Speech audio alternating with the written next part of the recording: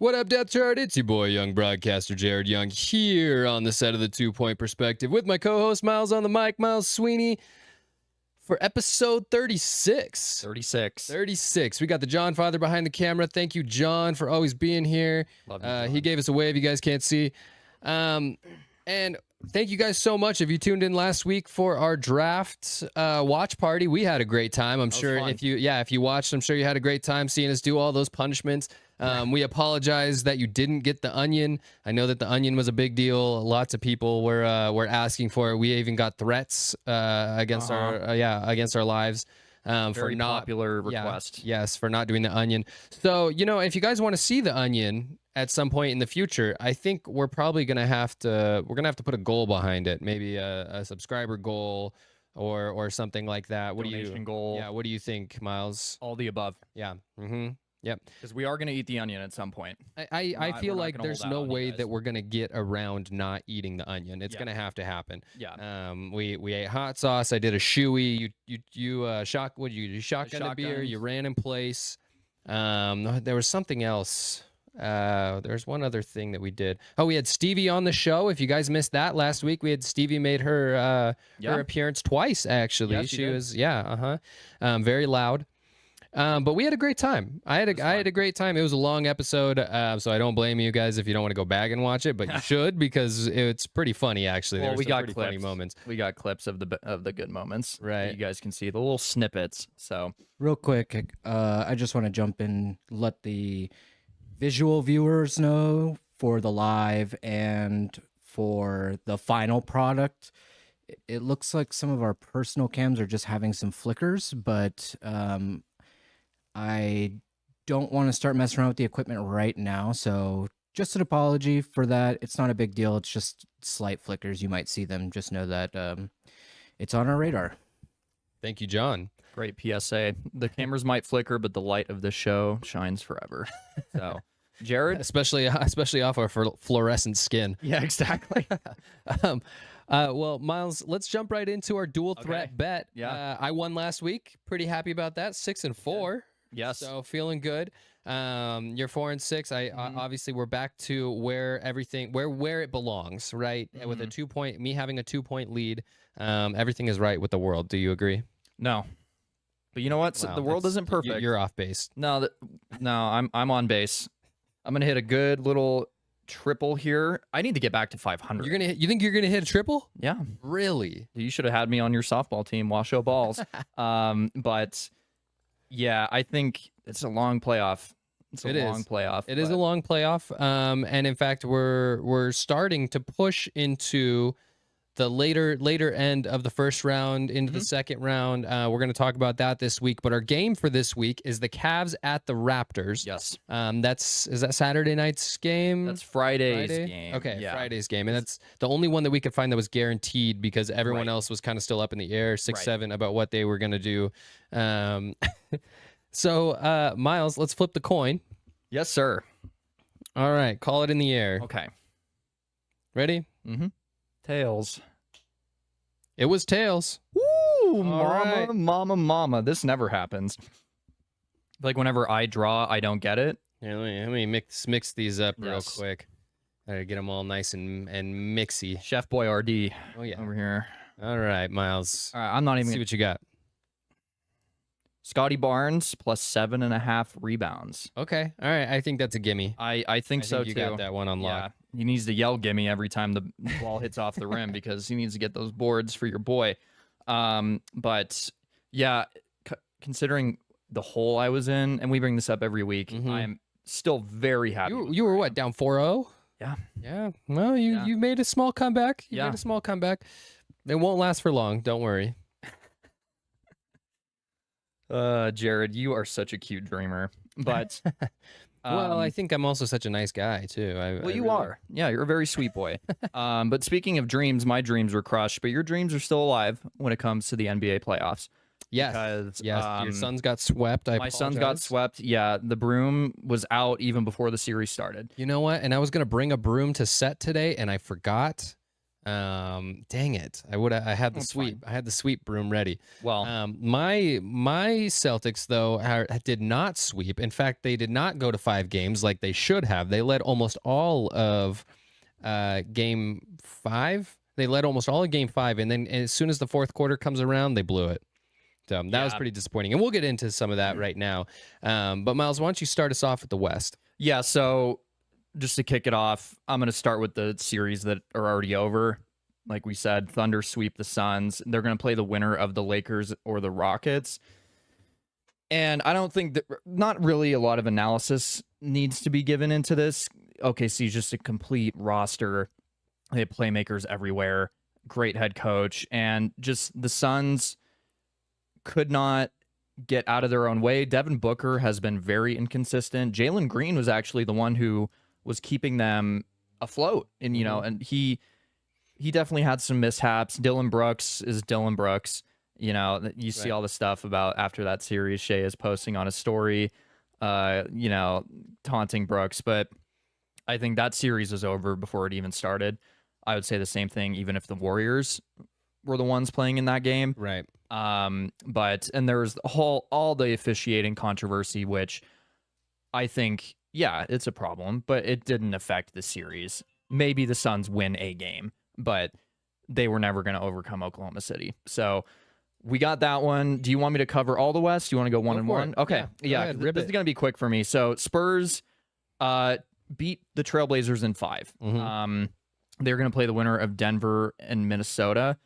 The Trailblazers, Portland won that first. They won game 1, right? I believe they won game 2, if I'm not mistaken. Okay. They won one of the first 2 games. And that came after Wemby had that scary fall on his face. He missed some time because of that, but they rallied. It didn't phase them, but losing those early games, especially to a 7 seed, yes, it can really, and we're seeing this in the East a little bit, where those series are competitive because these teams are losing those early games to inferior seeds.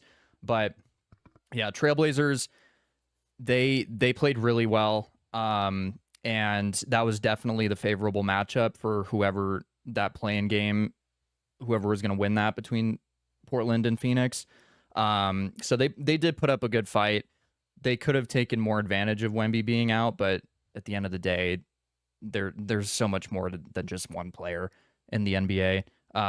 But with the Lakers and the Rockets, there were plenty of injuries in that series. We saw Austin Reeves come back for it was a game 5.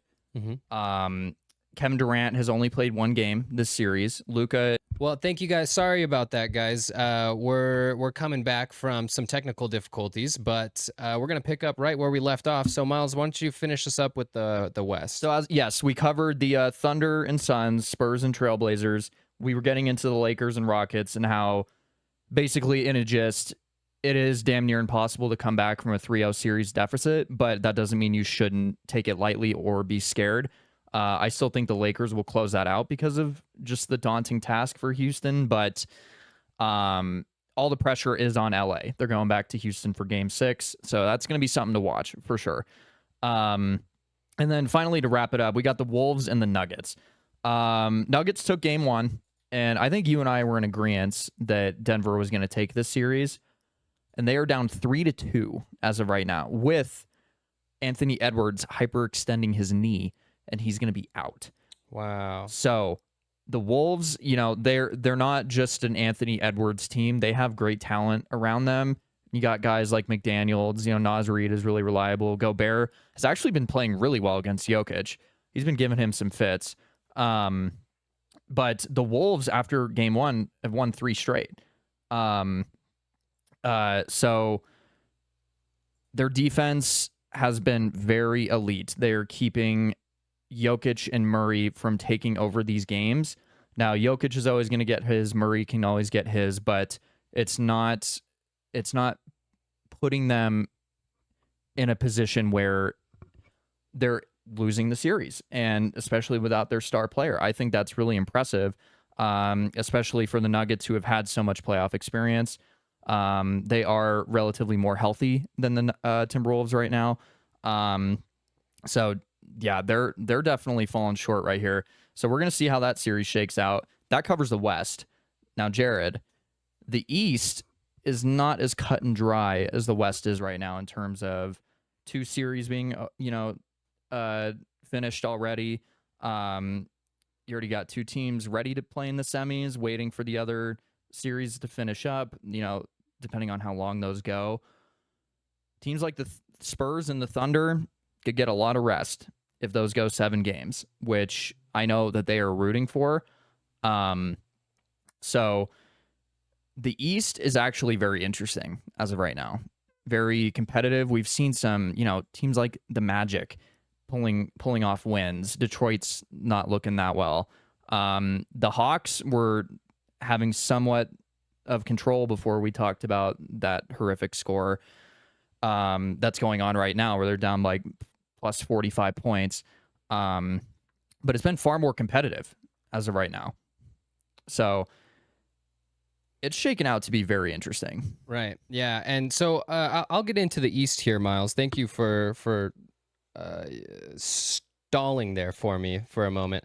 I'm trying to get the new Twitch stream up here so that we can share it on our story. There we go. Sorry about that, guys. Okay. All right. But in the East, the Magic, as of last night, were up 3-2. They lost to the Pistons last night, though. The Pistons won yesterday, 116-109. And the last time the Magic, so going back to last night, the last time the Magic were up 3-1 was in 2003. Can you guess the team that they were playing in 2003, Myles? I'm going to guess the Pistons. It was the Detroit Pistons. Yeah. And they ended up losing that series 4-3, which is pretty incredible, all things considered right now. Wow. Additionally, Paolo Boncherry? All right. Is averaging 21 points per game right now for the Magic, while Desmond Bane is averaging 22 points or had 22 points in Game 4. For the Pistons, it's going to be Cade Cunningham averaging 23.9 at the moment. This is a really interesting series. We were surprised that the Magic took it this far. I think that we expected a little bit more out of the number 1 seed Detroit, but we've also seen them fall off a little bit as we have kind of progressed towards the end of the season. Those last 15 games are really tough for the Pistons. Yes. Now, moving on from the Pistons and the Magic, we have the Raptors and the Cavs. So the Cavs won last night. That's a big deal. 125-120, taking a 3-2 lead in this series. The next game is going to be at the Raptors. Correct. And that's on Saturday, right? Yes. Okay. Thank you. Or no, is that tomorrow? That's tomorrow. It could be tomorrow. It could be if they're going back to Toronto. I don't know if they're there giving might them be 1 an or extra 2 day. 2 days. Yeah, you guys will Might be have 2 to fact check me on that. But Scotty Barnes is averaging 25.8 points per game, 7.3 assists per game, and 1.3 blocks per game for the Raptors. He's leading in all 3 of those statistical categories. For the Cavs, it's Donovan Mitchell averaging 24.3 points per game, and James Harden who is not leading in points per game, but he is in assists per game at 6.5. So I think the Cavs have this one under control. I'm going to project that they're going to win this series. I think they're going to come out of it. I don't think it's going to go 7 games. I think they're going to take it to Toronto and take the dub. And if it does go to 7, I think they're going to win anyway. Right. I think they'll win at home. Moving on from that, we're gonna talk about my hometown boys, the Boston Celtics. I'm not hometown Boston's Boston. a little far away from here. Yeah, I wish I was a hometown Boston boy, but they are my favorite team, and they lost in Game 5, which just blew my mind. I talked about this at the beginning of the show. They were winning the entire game in Game 5, and then all of a sudden, fourth quarter comes around, and the Sixers take off, and I did not see them miss a shot. Tyrese Maxey was on fire. They had a lot of help from Embiid. Now, Jason Tatum currently leads the Celtics in points per game with 26.8, 8.7 rebounds per game, 6.0 assists per game, and 3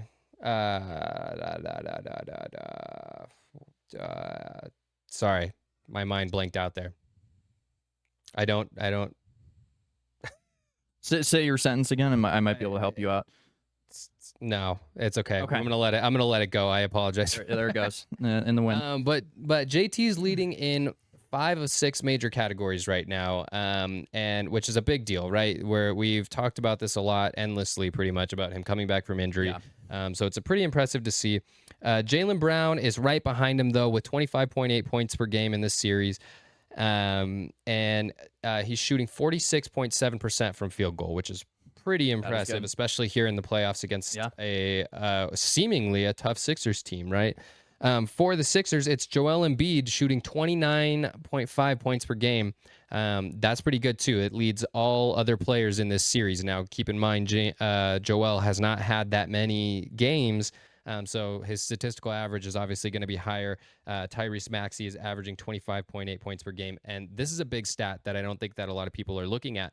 But Tyrese Maxey actually leads the Sixers in rebounds as well with 10. He's averaging 10 a game right now, which is a huge deal. That's helping them out on really both sides of the ball. Yeah, that is no joke. So, well, when you get a guy like Maxey able to get these rebounds, it immediately helps push the floor, start the fast break. Yeah, absolutely. So that it's a big deal. You see it with guards like that, Mm-hmm. or forwards who can get the board, immediately push it up the court.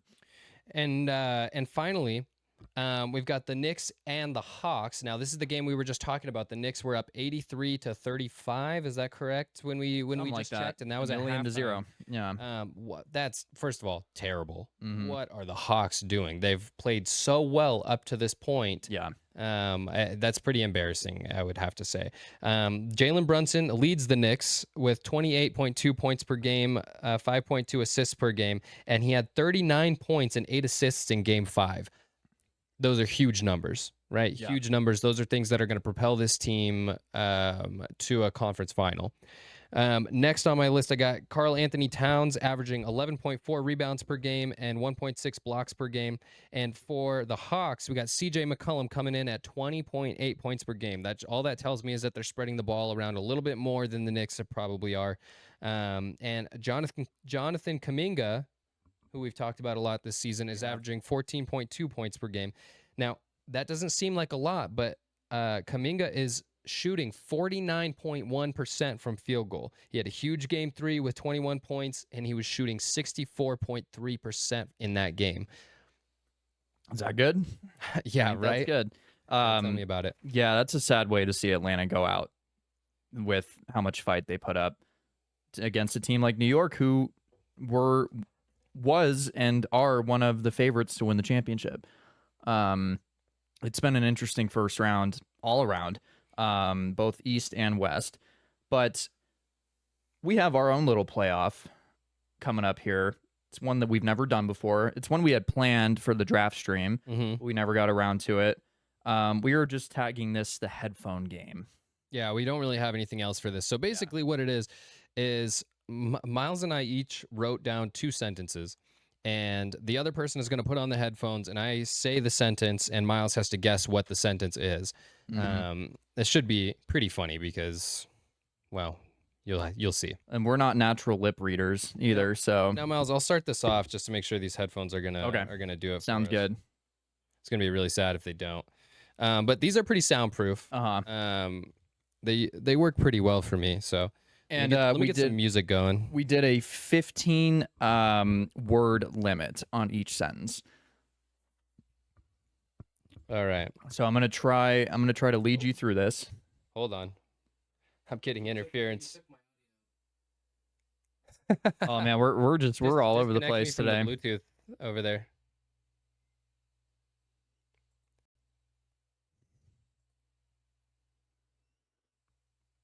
Connect. Hello. All right, we good, John? Could you hear me? I could hear you. Oh, that's yeah. funny. That would have been funny if I just left them on. Oh yeah, and then totally cheat. All right. Okay. Okay, hold on. Let me get Spotify up here so I can get some music going.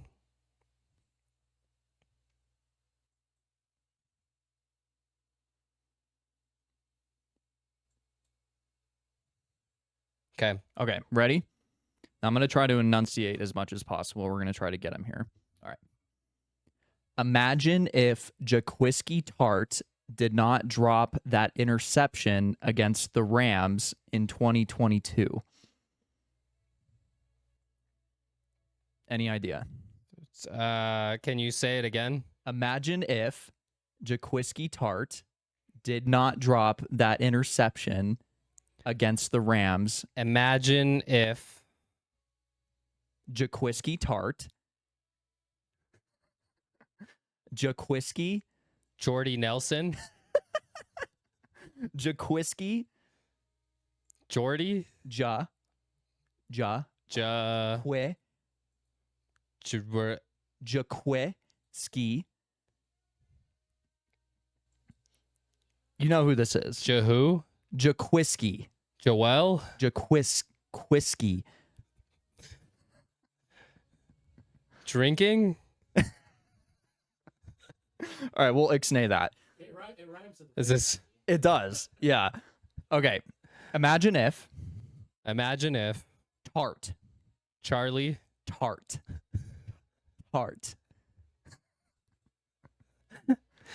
Who? Tart. T with a T. Tart. Tart. Tarly. Tart. Tarzan. Art. Tart. And I'm the funny thing completely about this lost. is he knows exactly what I'm talking about here. Imagine if Tart. Yes. Imagine if Tart. Jaquiski Tart. Yes. Oh, okay. Okay. Imagine All right. if Jaquiski Tart, Jaquiski had not dropped that interception. against the Rams in 2022. Yeah. So imagine if Jaquiski Tart had not dropped that interception Against the Rams. Against again against against the Rams the Rams. in 2022. Can you imagine? Okay. All right, I'm done here. We got one more. All right. Wait, hold on. All right, we're gonna take a little break, and I'm gonna say one of mine. Okay. Then we're gonna swap up. Sounds good. Make sure those are nice and tight around your ears. It's gonna be loud, by the way. You ready? I told you it was gonna be loud. You All right, good? yeah. Can you hear me? Go. Can you hear me? Okay, no.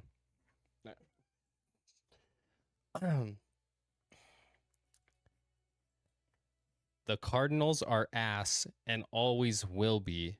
Jeremiah Love is a bust. The Cardinals are ass and always will be.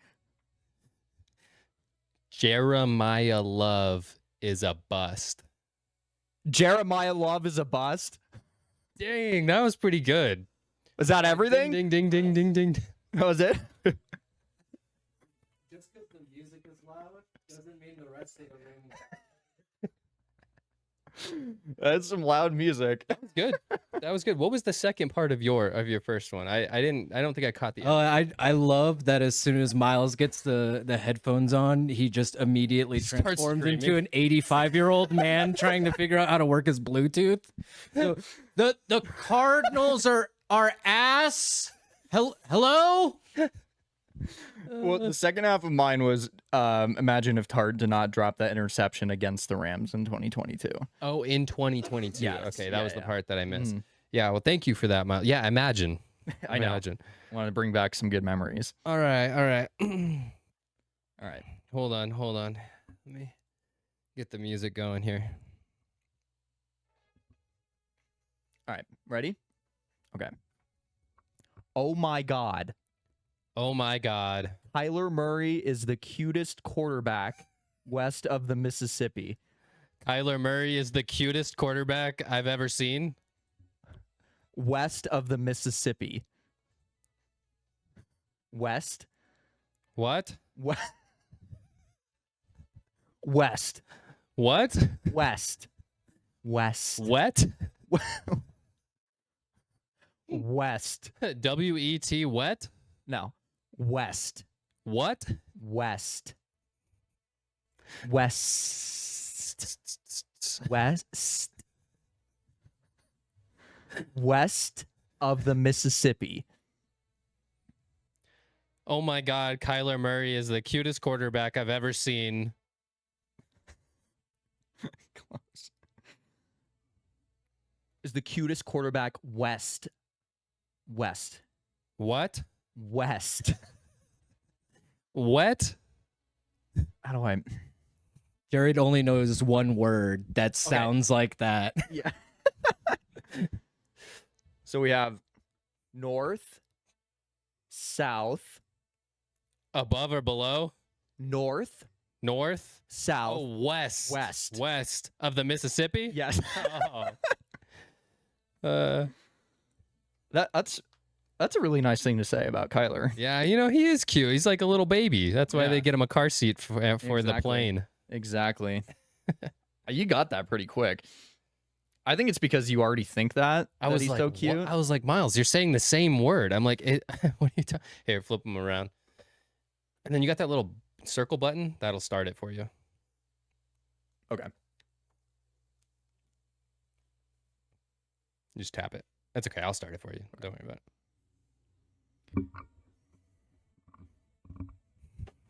All right. Okay. Yeah. All right, Miles.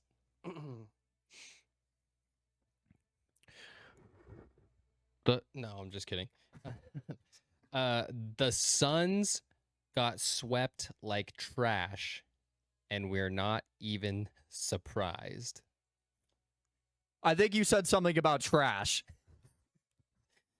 The The Suns. Tots? There's Grandpa. The Suns. The Seahawks? The Suns. The Celtics? No, the Suns. The Suns? The Suns got swept like trash. Say it again. The Suns got swept like trash. The Suns Got lost swept. weapons. The Suns got swept like trash. Josh Sweat? No, but you're close. The Suns got swept. Can I make the motion? Is there? Did you say trash? Is trash in the sentence? Okay. So the Suns blank trash. The Suns got swept. Got swept.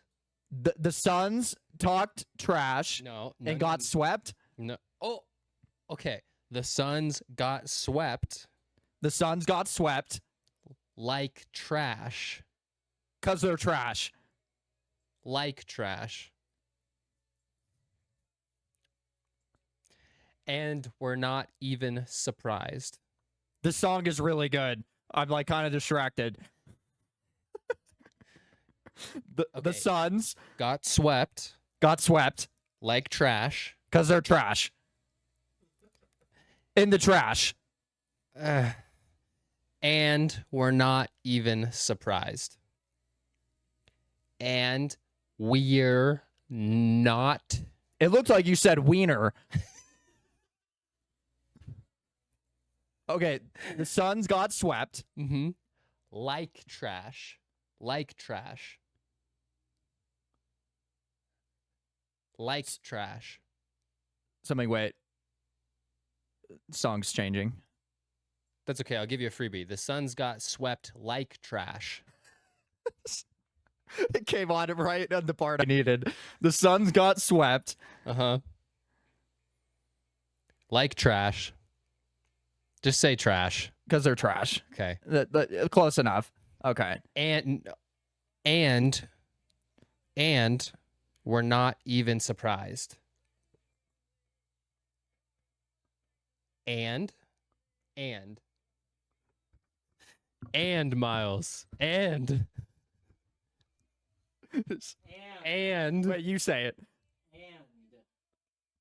And Miles. Hamster. The Suns got swept Like trash. because they're trash. I swear that's what you're saying. Close enough. And Again? also, okay. Hey, Hey, also, Also. close enough. Yeah. Also, we're not. Okay, wait. So we have the Suns got swept. Also. Also, we're not. We are. We are. We are. We.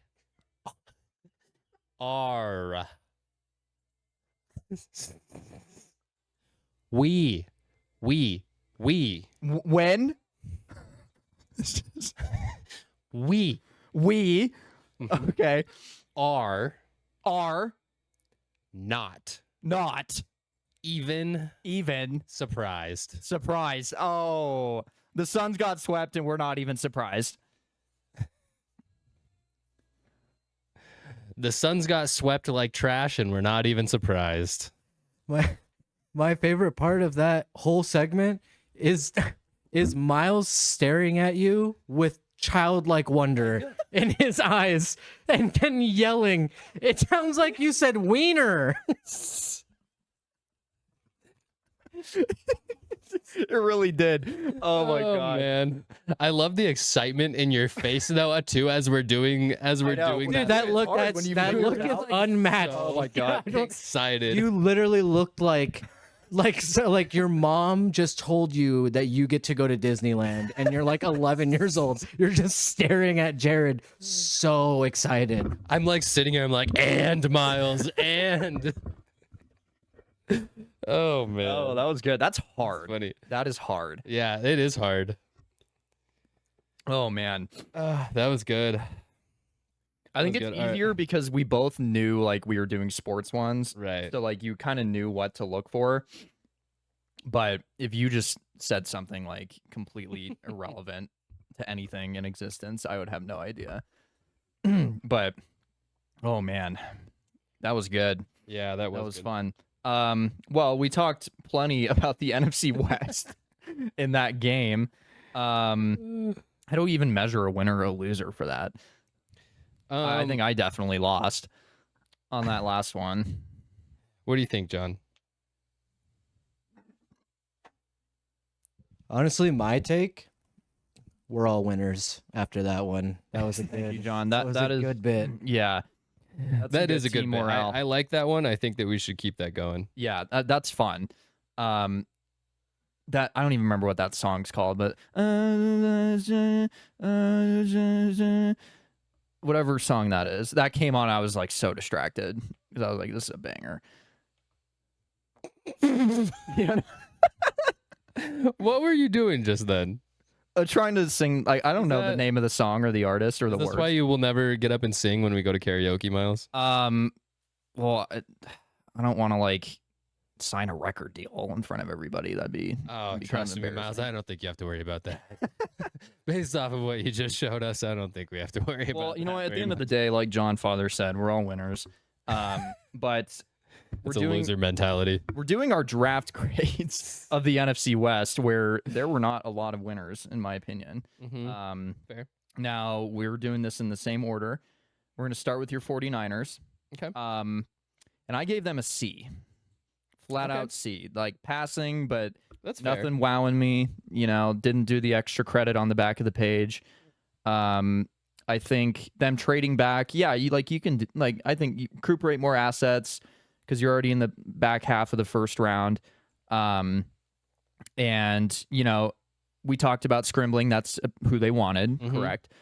So they still did get him, but I still was on What'd you call him? Scribbling. Stribbling. Stribbling.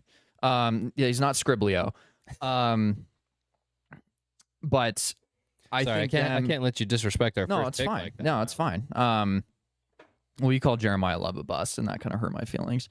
That's true. Honestly, Love is not in the air with that sentence. warranted. I'm sorry about that. But I think them overdrafting Kalen Black is a little crazy. I still think they should have taken an offensive lineman in the third round because you had guys like Pregnon Mm-hmm. who were available. But I think, you know, it's John Lynch and Kyle Shanahan Mhm. at the end of the day. So this draft could look terrible right now, and then they're going to be like key contributors coming into the season. So I'd like to see what Fred Warner and George Kittle's draft grades were coming out. that's a good point. I'd like to take a look at that and see how they were rated in those times, because they were picked real low. Now, for my draft grade, I also gave the 49ers a C. Mm-hmm. And the reason why, and I'll just go through. So obviously, first pick, round number 2, number 33 was Dejon Stribling. Yes, Stribling out of Ole Miss. I think that that's a good pick. I think that it fills a need. I don't think that he would have been there if they had waited, right? They needed to take a wide receiver early in this draft. They already traded out of the first round. I don't hate the fact that they traded out of the first round either. I know that you and I kind of had a discussion about that yesterday, but Yeah. here's the thing. 9 out of their last 10 first round picks have been busts. They've fallen off, except, the only one that hasn't is Nick Bosa. And that's a guy that can't stay healthy to save his life. Right. So trading out of the first round, getting good value, I think late is what ended up being a good thing. I like the Stribling pick. I think that our best value pick, the 49ers' best value pick was round number 4, 107, defensive tackle Grayson Halton out of Oklahoma. I think that that's a great pick for them. It fills another need for them right on that defensive line where they're looking to add depth. This is a guy that could potentially, next couple of years end up being a starter. If they start facing a lot of injuries again, then he could be a starter this season, right? Right. And then their most polarizing pick, and this is what gives them the C, was their round 3 pick at number 90, where they took Kenyon Black. And I think that this is a big red flag for a lot of people. The Niners jumped here for a running back that they probably could have got later, to fill in some depth. And this is not uncharacteristic of Kyle Shanahan, right? We see this where he takes a running back almost every single draft. And I don't hate the fact that he's taking a running back, but I think that for where they got him at, I just don't know if the value is there, and if it's necessarily filling the needs that they had. Well, and the production Shanahan can get out of these running backs, you can draft them late day 3, right, and still make these guys key contributors to his offense. I mean, he jumped like 90 spots from his projection to where he was selected. So yeah, I think that was definitely crazy. Just a little side question: if you think 9 of the last 10 first-round picks have been busts, why do you still think John Lynch should still be employed? Because we have some friends who think John Lynch should be fired. I think that if the Niners are going to continue to win season after season, right? If they're going to be above 500, if they're going to be playoff contenders, if they're going to be Super Bowl contenders over and over and over again, it's hard to get rid of them. How are you going to look me in the face right now and tell me that that guy doesn't deserve a job? If you're looking at this guy who's finding generational talent late in the draft, those first round picks don't matter. That's what I would say. I think that at the same time, I think that Kyle Shanahan has had a lot of say in drafting. I think he saved his job in certain spots. Well, I would almost say that maybe Kyle Shanahan needs to take a step back in the draft room and let John Lynch maybe do his job. That's what I would say. Okay. But I don't think that I can look at John Lynch and look at some of the teams that he's put together, these Super Bowl contending teams, and say that he doesn't deserve a job. If anything, he's easily one of the best GMs in the NFL. This is the guy that traded for Christian McCaffrey. Are you kidding me? And I remember just a couple of years ago, we were all complaining about Brock Purdy playing with the Avengers, and who set that up? Right. So, exactly. This is the guy that drafted Brock Purdy last in the draft. Right. Don't come at him sideways like that. And I actually heard, not you specifically. No, yeah. But I'm just saying I don't think that you can look at this guy and then look around the league at some of these other executives and say that John Lynch doesn't deserve a job. Yeah, another little tidbit. I think Adam Schefter told this story about how, I think it was 2017 when the Niners took CJ Beathard in the 3rd round, and he went and signed with Jacksonville 4 years later, however many it was, and they got a comp pick for him. And it was that 7th round comp pick that they took Brock Purdy with, which is just fascinating. So yeah, it's just because you said that stat, or not that stat, but you gave that observation yesterday, which I think is fair, and I think yeah. it's fair for you to question that, right? But I think one round out of the seven rounds of drafting, I understand that it's the first round. I understand that these are high value picks to a lot of teams, but I think that we're seeing over and over and over again that maybe the first round isn't everything. Right. Yeah. So, well, would you say the same thing for the Rams? What grade did you give the oh Rams? my goodness, let's talk about the Rams. So the Rams got a D+ from me. This was not a good grade, and we're gonna put out a clip if you guys didn't see our draft recap. That has our reaction to the number 13 overall pick in Ty Simpson. I think that is potentially the worst pick in the draft. The reason why I say that is because his value does not match where he was picked at number 13. Absolutely not. I understand what the Rams are doing. I also feel like on the flip side of that, the Rams are a very complete team, so maybe they didn't feel like they had any glaring needs. But I think that they could have waited a season and taken a guy next year with the slew of picks that are going to be out there. I think that there's also the concern that maybe they would have fallen to with the team that they have. They fear that they may fall to a really late pick and then miss out on a potential starting quarterback, right? Their future guy. And so, I think that it's a good insurance policy. I think that this is a guy that can sit behind two veteran quarterbacks in Jimmy Garoppolo and Matthew Stafford, and also gain just some insight from well, he's going to be learning from one of the greatest quarterbacks and one of the greatest offensive minds, right? Sean McVay, and then also gain some chemistry with the playmakers that are out there. So I think that it is good to some degree. I think maybe they fear that next season Matthew Stafford might not be around, right? And they wanted to make sure that their quarterback was going to be able to sit for a season before they hopped into anything serious. So that's how I feel. I do kind of like the tight end pick. I think I don't hate it out of Ohio State. I hate that pick. Why do you hate that pick? Because they took Terrence Ferguson last year in the second round. I understand.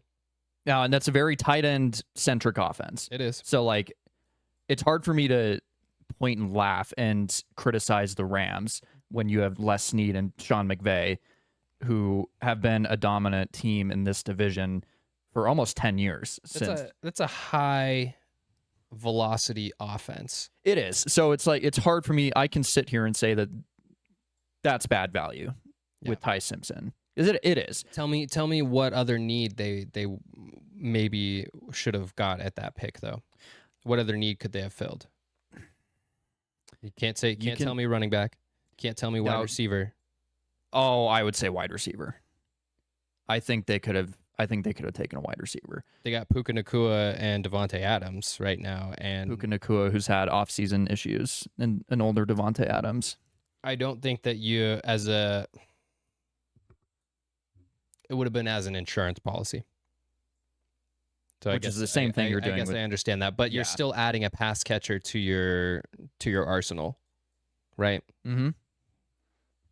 I mean, I just think the Rams did want to trade back. If they could have gotten back into the late teens, early 20s, and then taken Ty, that makes way more sense, because that's where he was already being projected to be taken late in the first round. Teams are going to trade up for him. So I think they knew that if they really liked him, and they had a lot of talks with him during the offseason, Les Snead is close with Ty Simpson's dad. They were very communicative about how they both wanted each other, which is very sweet.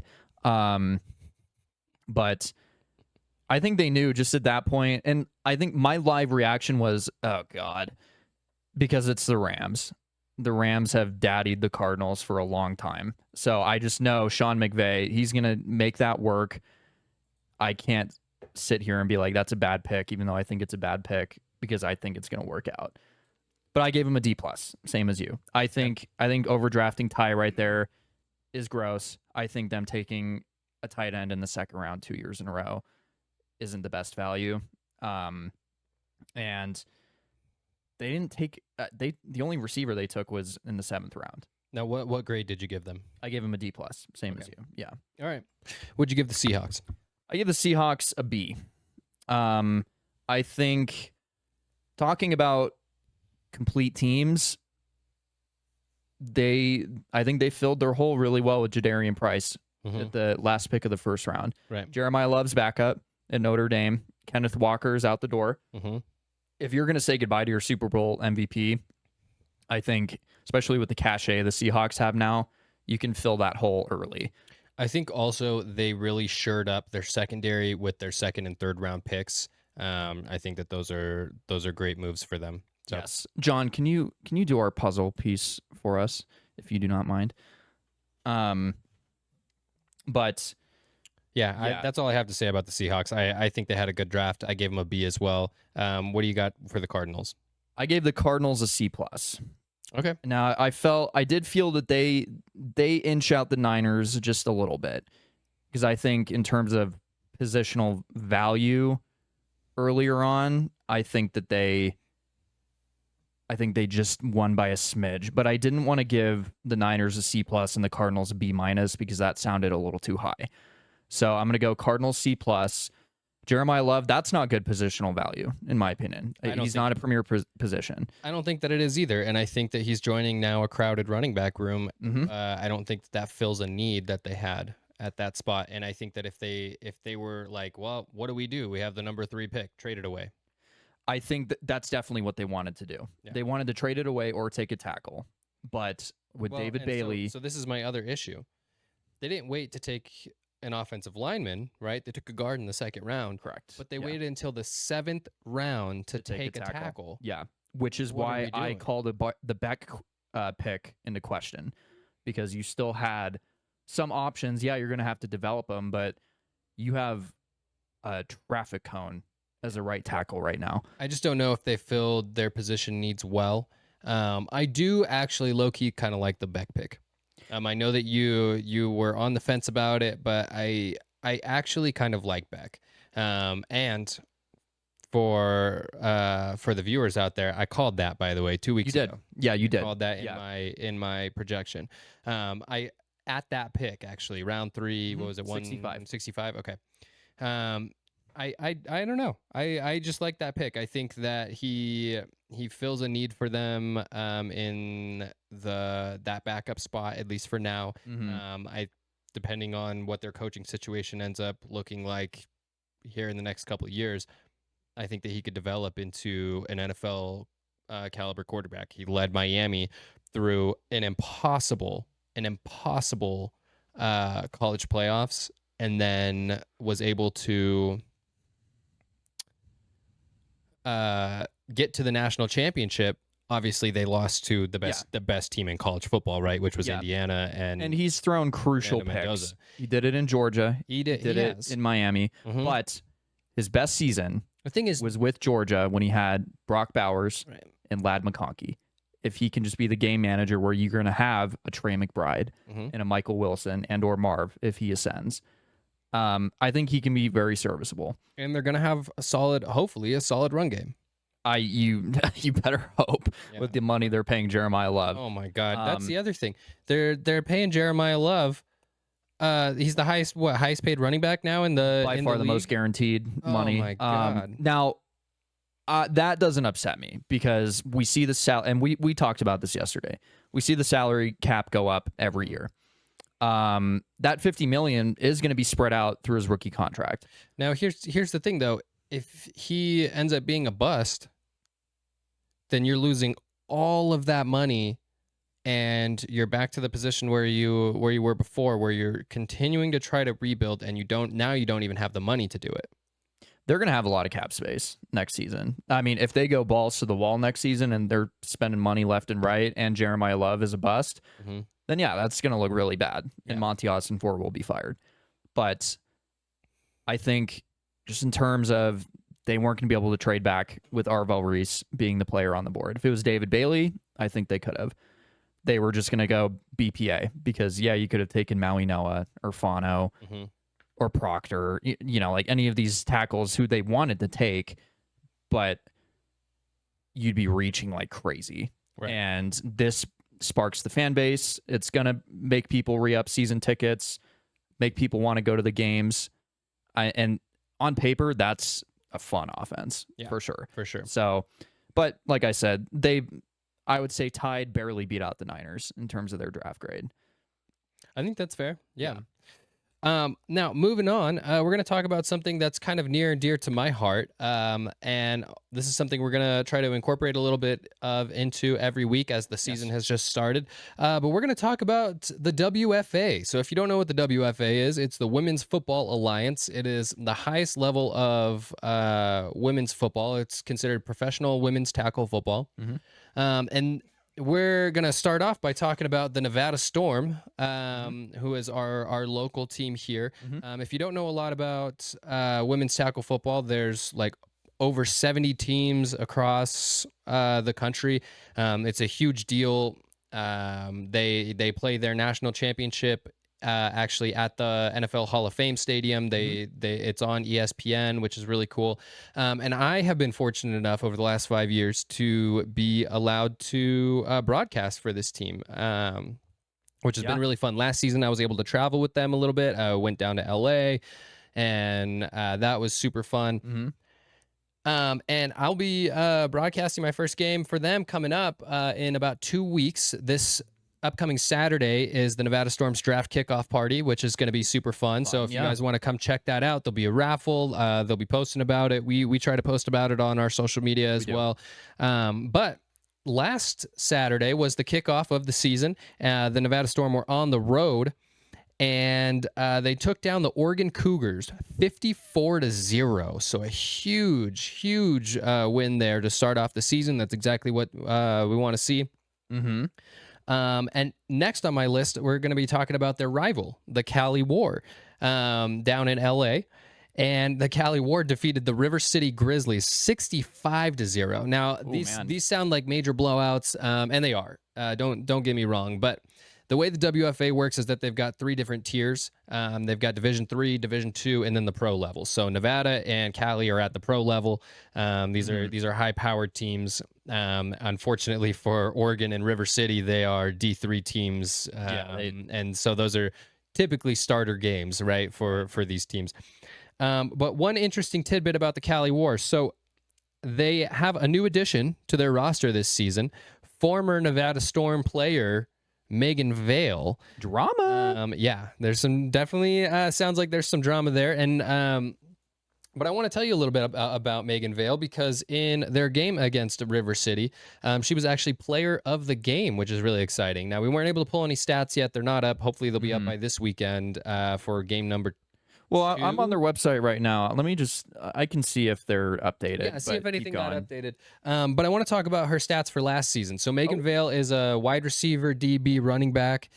She's kind of a hybrid, so she moves around. And last season, she had 248 receiving yards on 8 receptions and 3 TDs. And 280 yards rushing on 31 carries with 7 TDs. So 10 touchdowns total for Megan Vale last season. Is a big deal. It's a big deal that she's now playing for the Nevada Storm's rival. And I hope the best for her. I think she's still here in town, but hopefully we'll be able to get her on the show and maybe do a little interview. That'd be awesome. Yeah, have some guests. I think that we could get probably a couple other Nevada Storm players on here. Maybe a coach here and there. Yeah, absolutely. Did you find some stats from last week? Well, yes. So we found, obviously you gave the point total. And then they had 407 yards of offense. Wow. Was that the Cali War or the Nevada Storm? This was their opener of this year. Who? The Storm. Okay. Yeah, sorry. Okay. 11 first downs. 270 yards rushing. Yeah, that's not a surprise, and you're gonna see a lot of that, right? In the WFA, it's very rush heavy. As you get into the pro divisions, you start to see the pass game develop a little bit more. But at divisions 2 and 3, they're gonna run the ball a lot. So well, because you can see the discrepancy with only 137 pass yards, right in that opener. And we were looking at the stats last year. The Storm were one of the best rushing teams in the league, and year. they have been for a long time. And they have been. And I don't want to take away from quarterback Jesse Felker. I do know, I've asked this question to their head coach a couple different times. What's the scheme behind the run game? Why is it so run heavy? And a lot of it actually lies in the hands of Jesse Felker. So they run a run pass option. And she typically has the ability to choose what she's going to do in those moments. And so hopefully we can get Jesse Felker on here as well, and she could tell us a little bit more about what their game plan is for this upcoming season. Well, I mean, she threw for 2 touchdowns and had a 130.8 rating in that opener. So she's choosing wisely with those RPOs. But, other Autumn, and I apologize for these names. Autumn Gearinger, yes. 11 carries, 136 yards. Wow. 12.4 per clip, 58 was her longest run, 2 touchdowns. Good for her. And then this one also stuck out to me too, because this is obviously 1 week, but leading the WFA right now is Gracie Bales. She had 3 receptions, 135 yards, and 2 tutties. Very nice. She is beating Alyssa Williams for the War. So by 80 yards. Alyssa Williams is also a former Storm player. Oh my God. They want to go live in Cali, baby. I mean, that's but I mean, that keeps the rivalry going. It totally does. Yeah, it totally does. And yes, there's a rivalry, but I think that there's also a lot of respect between these teams. I also wanted to go back to Megan Vale here just for a second. So I let you know that she's kind of a hybrid player. So she also plays defensive back. Last season, Megan Vale had 10 tackles, 4 for a loss. So I'm trying to find her. I'm trying to find her on here. She would have been playing for Cali against River City. I'm just scrolling through the whole thing, so it's probably not the most. Yeah, you're good, Miles. I was just curious, but we'll figure it out and we'll bring it to the show next week. But I just wanted to share some of that stuff with you guys, give you guys a little bit of taste of what we're going to be getting into, especially as the summer months roll around. The NBA playoffs are going to start to fall off a little bit. And, well, not a little bit. They're going to end here in June, and we're going to need some content to talk about. But, love the WFA. Very grateful to my Storm family. And, hopefully we'll be able to get some more players are you only commentating home games, or are you this season? Yes, okay. I am only going to be commentating home games. They're going to be playing at Robert McQueen High School, so you guys can get your tickets online if you'd like, or you can listen to the broadcast. I believe it's live on YouTube. It is. I've been in the chat. Miles is a big fan. A couple of times. Yeah, Miles is a big fan. Definitely never cheated during the trivia segments. But I usually throw something fun out there for the fans. But we're going to move on now to Guess That Stat, everyone's favorite segment. But before we do that, the John Father has a comment. Oh, sweet. Thank you. John just let us know we're about an hour in. Thank you so much for that. John Father Time letting us know. Yeah, John Father Father an hour Time. in. All right. That was a good one, Miles. Way to pull that out. All right. You want me to go first? Yeah. We'll go one and You got 3, right? I do. Okay. All right. Miles. In the 92-93 season, this NBA player averaged 48.5 minutes per game. Since NBA games are only 48 minutes, this means he played every minute of the NBA season, even overtime. In 92? 92-93. I feel like I've seen this stat before. Oh, man.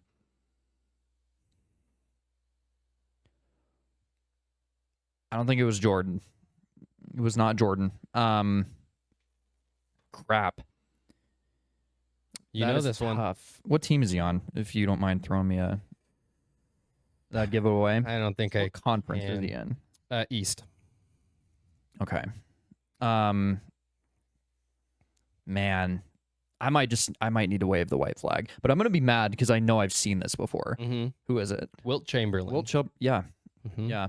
I always think Wilt played earlier than that. Right. I never think he played into the 90s.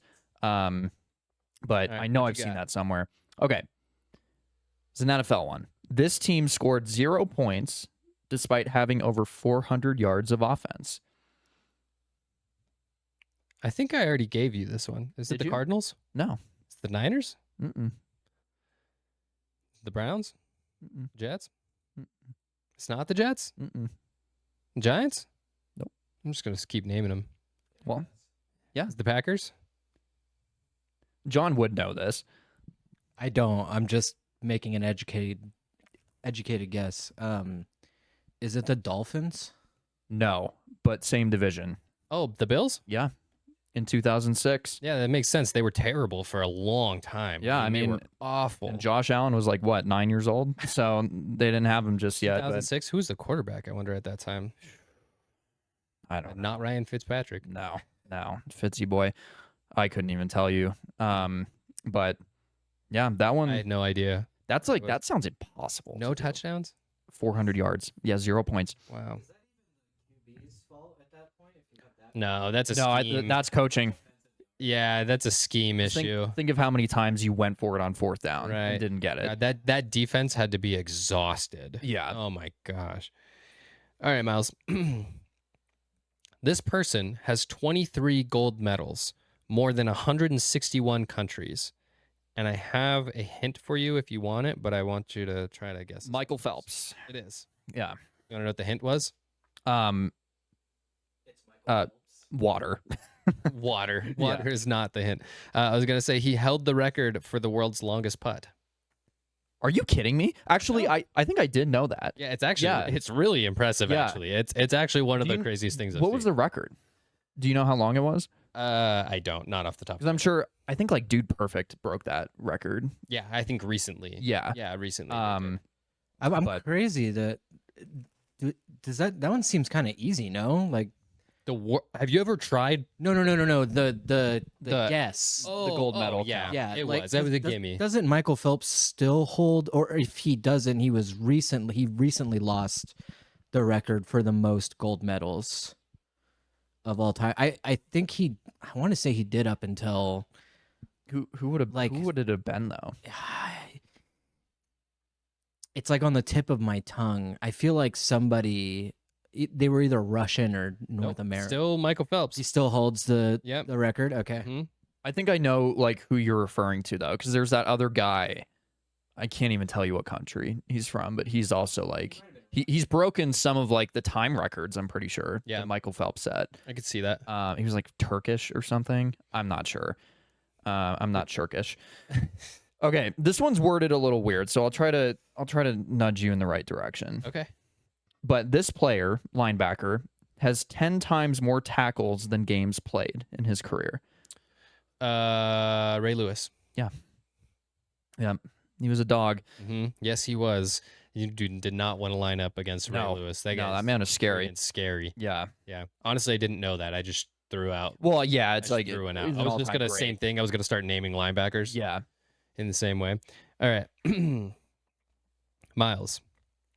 This Seahawks offensive lineman played 180 games over 12 seasons and was only called for holding 9 times in over 5,700 pass attempts. Do you know what years? Nope. 12 seasons. 12 seasons. Is his first name Michael? No. Okay. Well, I guess it's not Michael Phelps then. Yeah. Does he have the longest putt record? I truly have no idea. Is this somebody He's I would probably know? more of a long driver, you know? Yeah. Yeah. Is this somebody I would know? Because I really like if it's you know, recent. Seahawks offensive lineman or what? Well, if it was like, post 2012, let me look up. I think I would his, know. Let me look up his career and see if I can pull something for you. Let me see. I watch a lot of NFC West, so some of these names that are singed into my mind. Okay. 1997 to 2008. No, I have no idea. You weren't even alive. He was drafted. I was swimming. Walter Jones. Walter Jones. Mm-hmm. Okay. Yeah. What? That's read, pretty read the impressive, stat though. again. So this Seahawks offensive lineman played 180 games over 12 seasons and was only called for holding 9 times in over 5,700 passing attempts. That is insane. Yeah. Holding 9 times. Yep. That many snaps. Mm-hmm. Man. Yeah, it's pretty impressive. God. If I was rushing against him, he would have to hold me. Yeah, I mean, we know that Myles Garrett doesn't. Well, maybe like you would just like shove me into the ground and probably feel bad, and you'll give me an embrace. That'll be his hold. Okay, you're gonna like this one. Kyle Shanahan has been swept by this team in his division 4 times.